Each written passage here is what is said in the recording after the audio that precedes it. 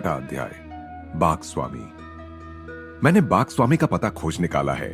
चलो कल उनका दर्शन किया जाए। यह स्वागत योग्य प्रस्ताव हाई स्कूल के मेरे एक मित्र चंडी से मिला।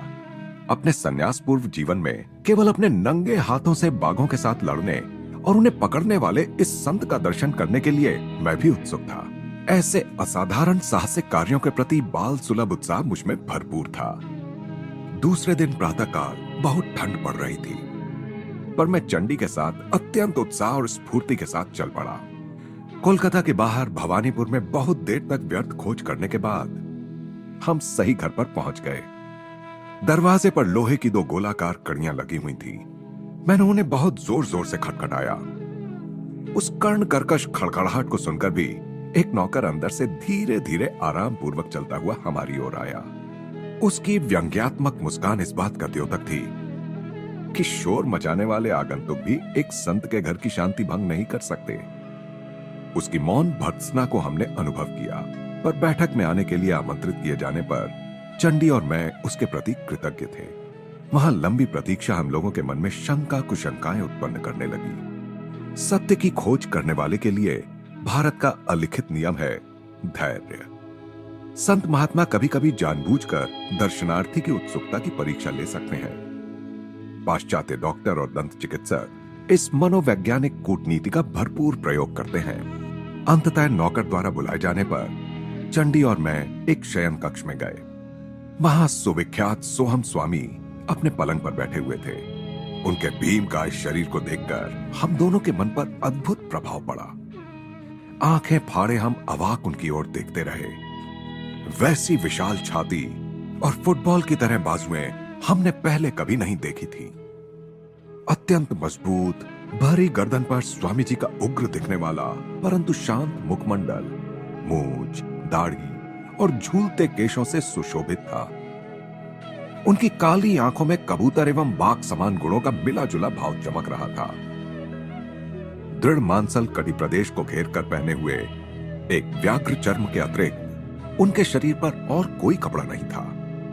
जब हमारी वाक शक्ति लौट आई, तब बाघों के साथ लड़ने में उनकी वीरता के प्रति आदर युक्त विस्मय प्रकट करते हुए मैंने उनका अभिवादन किया।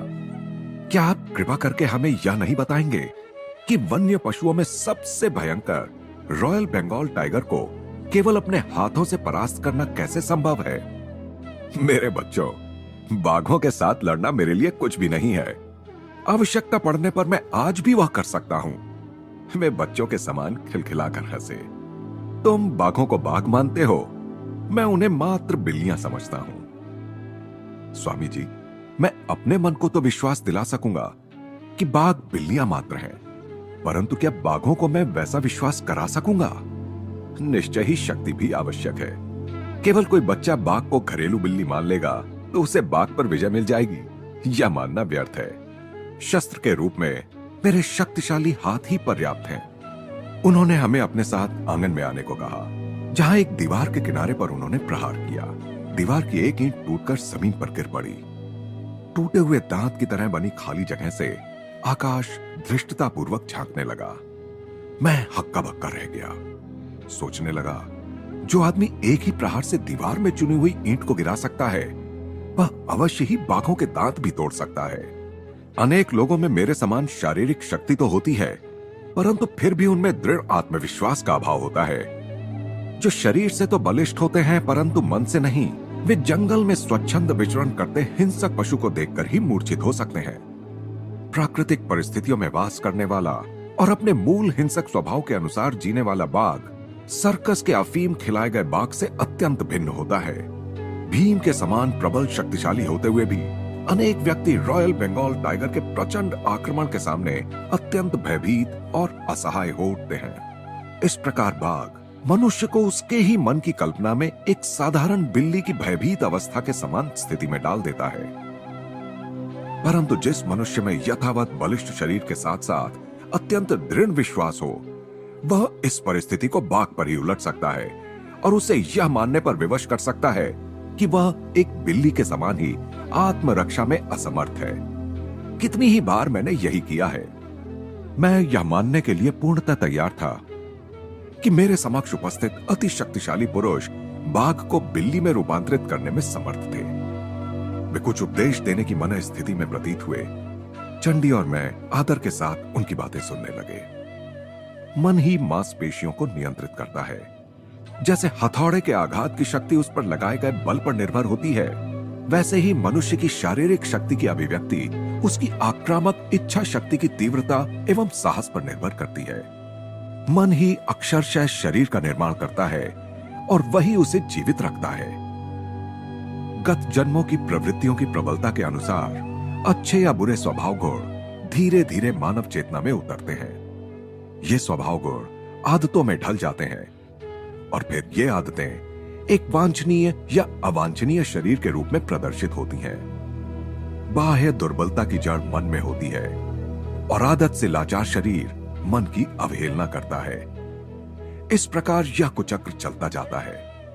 यदि मालिक नौकर की आज्ञा का पालन करने लगे तो नौकर निरंकुश स्वेच्छाचारी बन जाता है। इसी प्रकार मन भी शरीर की आज्ञाओं का पालन कर करके उसका दास बन जाता है।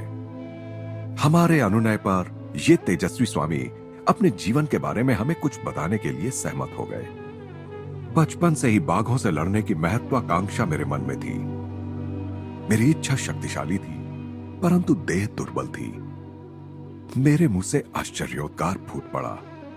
यह अविश्वसनीय लगता था कि पृथ्वी का भार उठाने के योग्य कंधों वाले इस मनुष्य का दुर्बलता के साथ दूर दूर तक भी कोई परिचय रहा हो।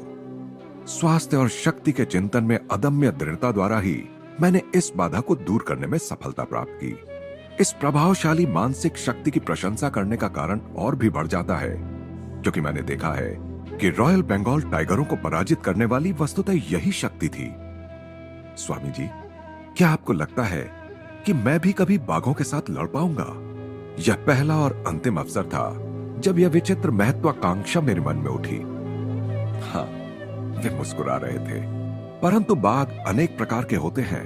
कुछ मनुष्य की इच्छा वासनाओं के जंगल में घूमते हैं।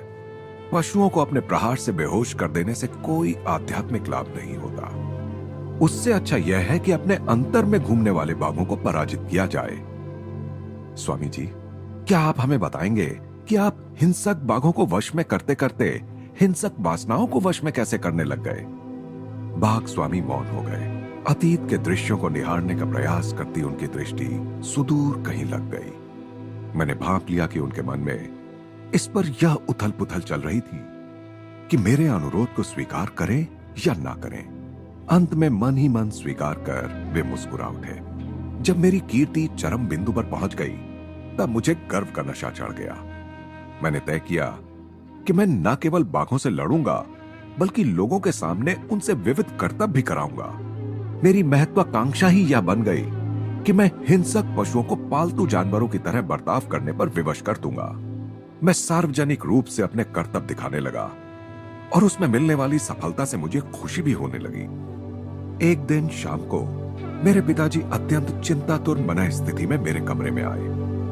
बेटा, मैं तुम्हें सावधान करने आया हूं। कर्म की चलती चक्की से उत्पन्न होकर आने वाले अमंगलों से मैं तुम्हें बचाना चाहता हूं। क्या आप भाग्यवादी हैं पिताजी? अंधविश्वास से क्या मेरी गतिविधियों के शक्तिशाली प्रवाह को अवरुद्ध होने देना चाहिए? मैं भाग्यवादी नहीं हूं बेटा, परंतु पवित्र शास्त्रों में कहे गए प्रतिफल के नियम में मेरा विश्वास है। वन्य समुदाय में तुम्हारे विरुद्ध आक्रोश व्याप्त है। यह आक्रोश कभी भी तुम्हारी जान के लिए खतरा बनकर सामने आ सकता है। पिताजी, आप मुझे आश्चर्य में डालते हैं। बाघ क्या होते हैं आप अच्छी तरह जानते हैं। सुंदर परंतु निर्दयी। कौन जाने, मेरे प्रहार उनकी ठोस बुद्धि में शायद कुछ उदारता के विचार भर सकें। उन्हें सभ्य शिष्टाचार सिखाने के लिए ही मैं जंगल विद्यालय का प्रधानाध्यापक बना हूं। पिताजी, कृपया आप मुझे बाघों को पालने वाला बाघ पालक माने, बाघ हत्यारा नहीं। मेरे ये सत्कर्म मेरा अनिष्ट कैसे कर सकते हैं? मैं आपसे प्रार्थना करता हूं कि आप मुझे अपने जीवन का मार्ग बदलने की आज्ञा ना दें। चंडी और मैं ध्यानपूर्वक सुन रहे थे और अतीत के इस धर्म संकट को समझ रहे थे। भारत में कोई संतान अपने माता पिता की इच्छाओं का अनादर नहीं करती। बाघ स्वामी आगे कहते गए। निर्विकार मौन में पिताजी ने मेरा स्पष्टीकरण सुना। तदुपरांत उन्होंने गंभीरता पूर्वक एक रहस्योद्घाटन किया। बेटा, तुम मुझे एक संत की अमंगल सूचक भविष्यवाणी दोहराने पर विवश कर रहे हो। कल जब मैं बरामदे में बैठकर नित्य की भांति अपना ध्यान कर रहा था, तब वे मेरे पास आए।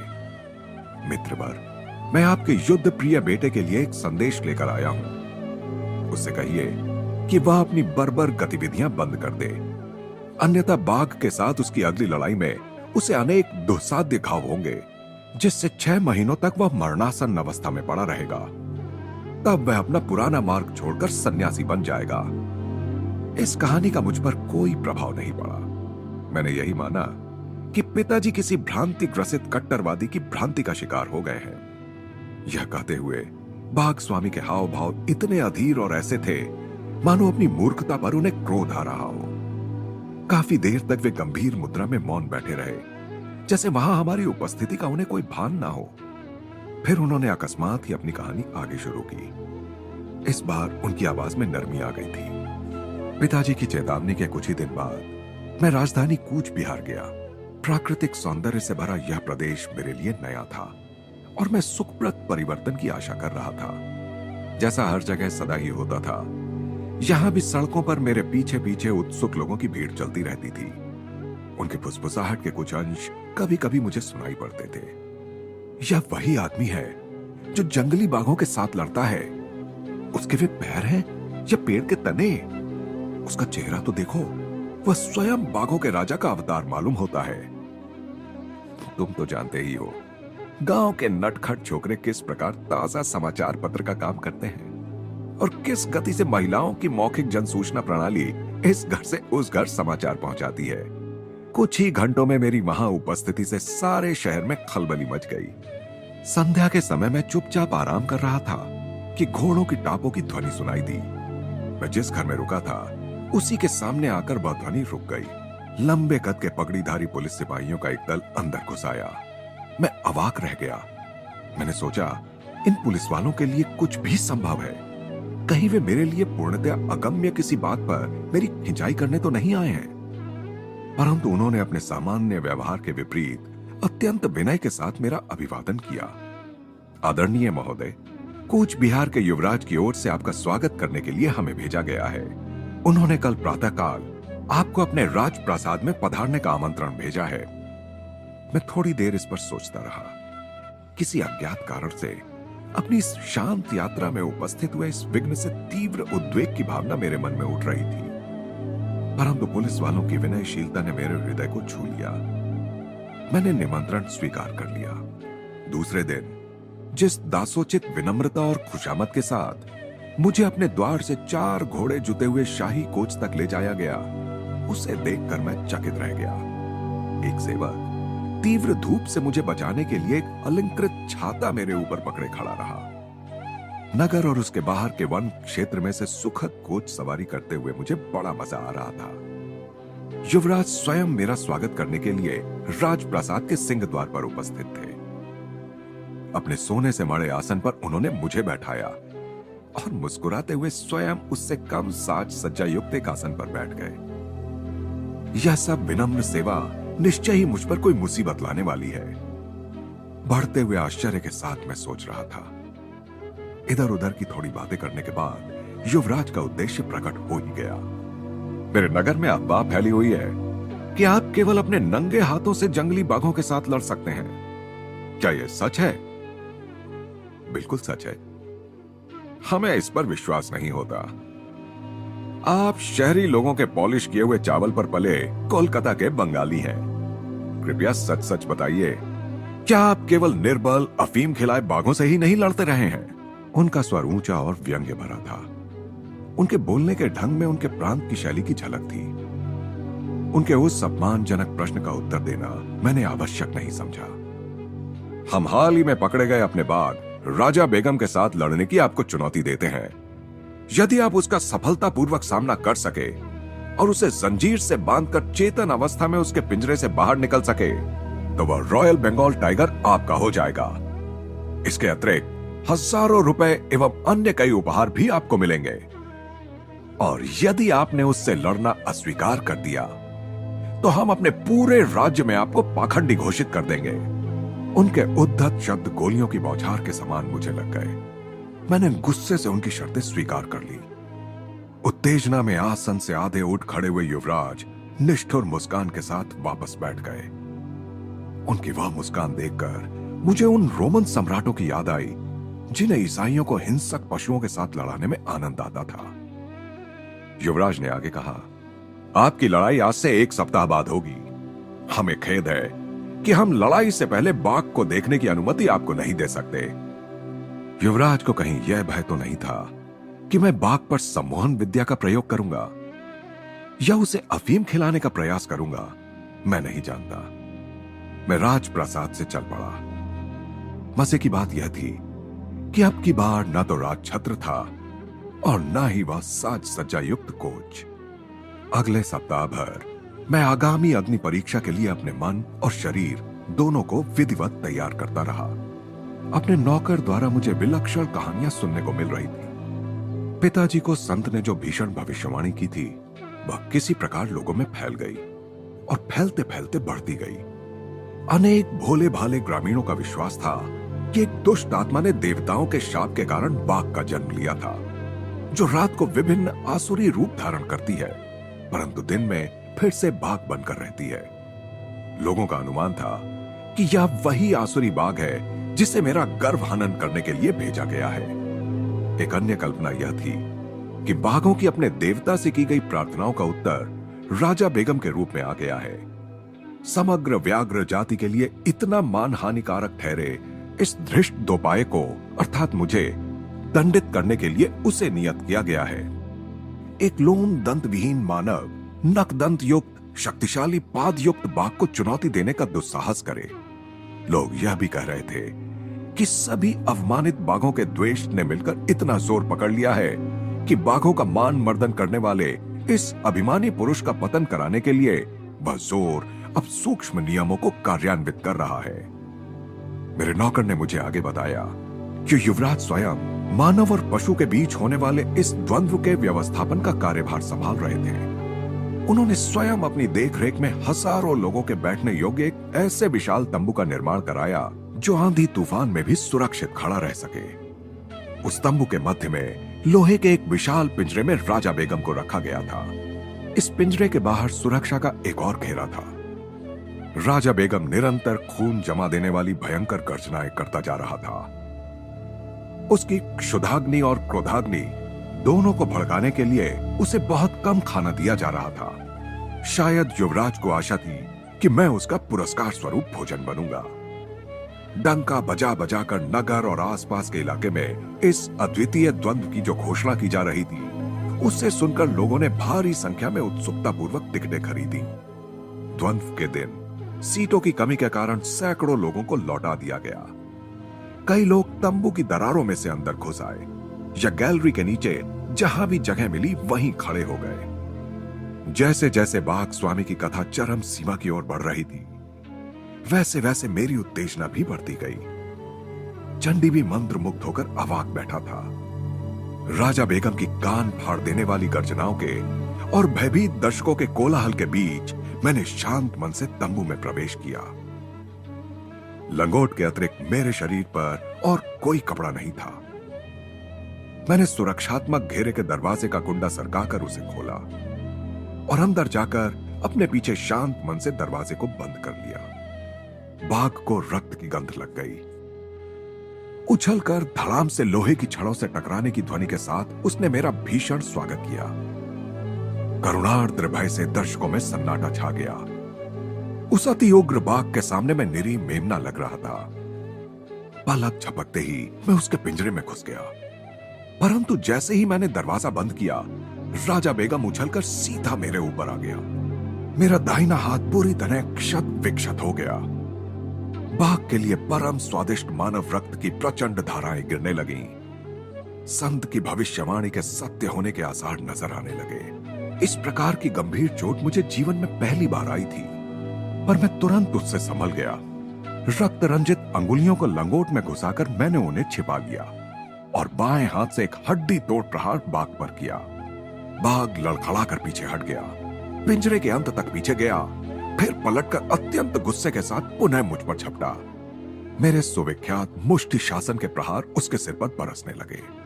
परंतु राजा बेगम को रक्त का जो स्वाद लग गया था, उसने उसी प्रकार उन्मत्त कर दिया था जैसे दीर्घ काल तक शराब से वंचित रहने वाले शराबी को शराब का पहला घूंट उन्मत्त कर देता है। बीच बीच में कान बैठा देने वाली दहाड़े मारते हुए उसके आक्रमणों की उग्रता बढ़ती ही जा रही थी। उसके दांतों और नखों के आगे मेरा केवल एक हाथ से बचाव करना अपर्याप्त पड़ रहा था और मेरी आत्मरक्षा प्रणाली अभेद्य नहीं रह पा रही थी। परंतु मैं भी तिल मिलाने वाले प्रहार उस पर करता गया। दोनों ही रक्त रंजित होकर जीवन मरण का युद्ध लड़ रहे थे। पिंजरे में कोलाहल था, चारों दिशाओं में रक्त के छींटे उड़ रहे थे। बाघ के गले से पीड़ा और खूनी प्राण पिपासा के चीत्कार फूट रहे थे। गोली चलाओ, बाघ को मार डालो, दर्शक चीख रहे थे। मानव और पशु इतनी तेज गति से हिल रहे थे कि एक सिपाही की गोली भी निशाना चूक गई। मैंने अपनी सारी संकल्प शक्ति एकत्र की और भीषण गर्जन के साथ उसके मस्तक पर एक अंतिम खोपड़ी तोड़ प्रहार किया। बाघ गिर गया और ठंडा होकर पड़ा रहा। पालतू बिल्ली की भांति मैं बीच में ही बोल पड़ा। स्वामी जी खिलखिलाकर हंस पड़े।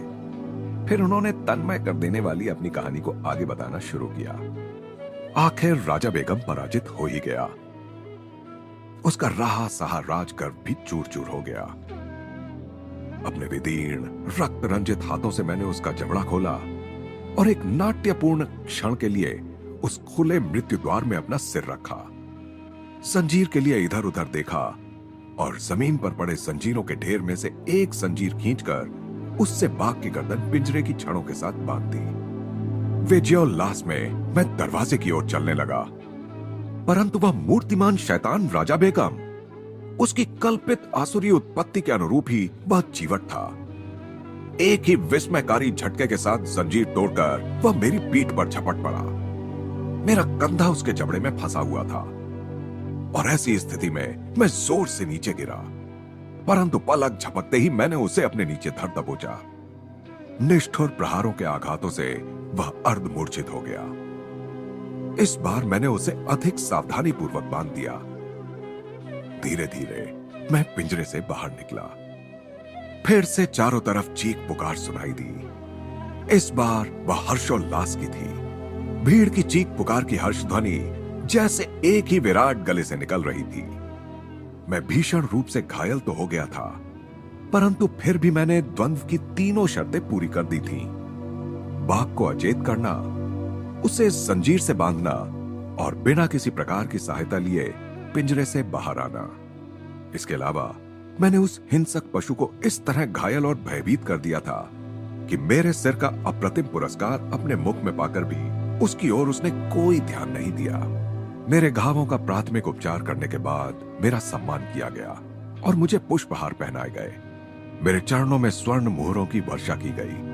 असाधारण रूप से विशाल और वैसे ही क्रूर बाघ पर मेरी विजय की अंतहीन चर्चाएं चारों ओर से सुनाई दे रही थीं। वचन के अनुसार राजा बेगम मुझे दे दिया गया, परंतु मुझे कोई हर्ष नहीं हुआ। मेरे हृदय में आध्यात्मिक परिवर्तन आ गया था। ऐसा प्रतीत हो रहा था कि पिंजरे से बाहर निकलने के साथ ही मैंने संसार में अपनी महत्वाकांक्षाओं का द्वार भी बंद कर दिया था। उसके बाद का कुछ समय अत्यंत वेदना और मनस्ताप में बीता। रक्त में विष फैलने के कारण 6 महीनों तक मैं मरणासन अवस्था में पड़ा रहा। कूच बिहार छोड़ने योग्य ठीक होते ही मैं अपने गांव लौट आया। एक दिन विनम्रता पूर्वक मैंने पिताजी से कहा, अब मैं जान गया हूं कि जिन साधु ने सावधानी का विवेकपूर्ण इशारा दिया था वही मेरे गुरु हैं। काश मैं किसी प्रकार उन्हें ढूंढ पाता। मेरी लालसा सच्ची थी, क्योंकि एक दिन वही संत बिना किसी सूचना के हमारे घर पधारे।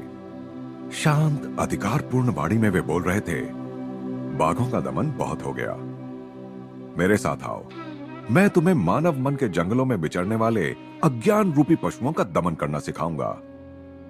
तुम्हें दर्शकों की आदत हो गई है, अब योगाभ्यास में तुम्हारी रोमांचक निपुणता से झूम उठने वाले देवता तुम्हारे दर्शक होंगे। मेरे गुरु ने मुझे आध्यात्मिक मार्ग की दीक्षा दी। मेरी आत्मा के दीर्घ काल तक अप्रयुक्त रहने से जंग लगे खोलने में कठिन द्वार उन्होंने खोल दिए। शीघ्र ही एक दूसरे का हाथ थामे मेरी साधना के लिए हम दोनों हिमालय की ओर चल पड़े।